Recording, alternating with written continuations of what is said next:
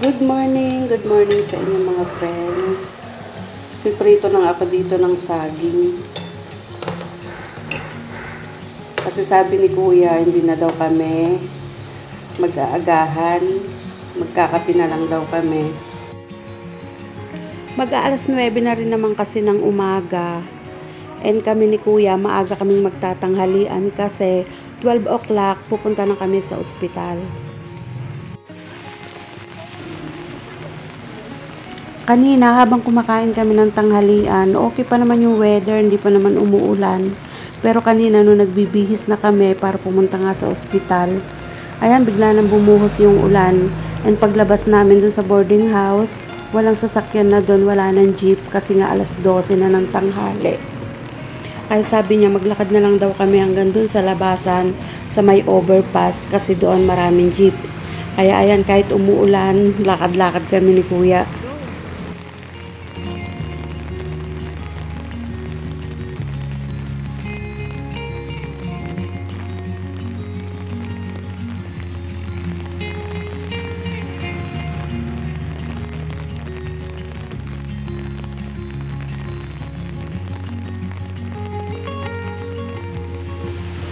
Dito sa overpass, medyo nahihirapan kaming umakyat dyan. Medyo hinihingal ako kasi medyo mataas yan. Tapos si Kuya din, medyo hinihingal din siya.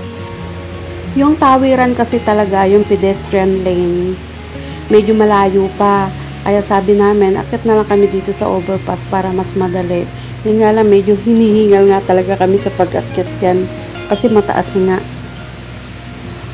Pagbaba kasi ng hagdanan na yan, nandun yung paradahan ng jeep. Kaya kailangan namin talagang tumawid dyan sa hagdan na yan para makasakay.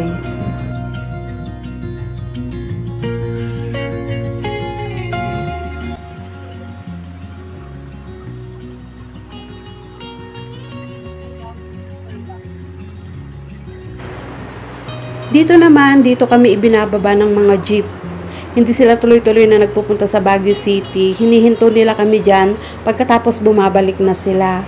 Mula naman dyan, pumapara kami ng taxi, pumapara si Kuya. Pagkatapos, inihahatid kami doon sa Baguio City General Hospital. Kaya nga lang ang problema, pagka ganitong umuulan, talagang bibihira yung dumadaan na taxi na walang sakay. Kaya tiyagaan lang sa paghihintay. And sa wakas nga, ayan, nakasakay na kami.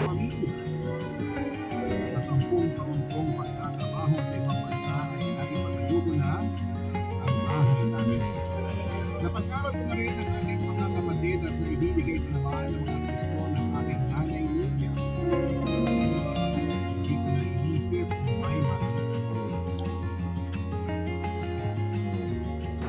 Yung radiation ni Kuya, inaabot lang yon ng 10 minutes. Pero yung pagpila namin dito sa billing, inaabot kami dito ng mahigit kalahating oras. Ayan, kasi maraming pasyente, mahaba yung pila. Kaya dyan ako nagtatagal talaga.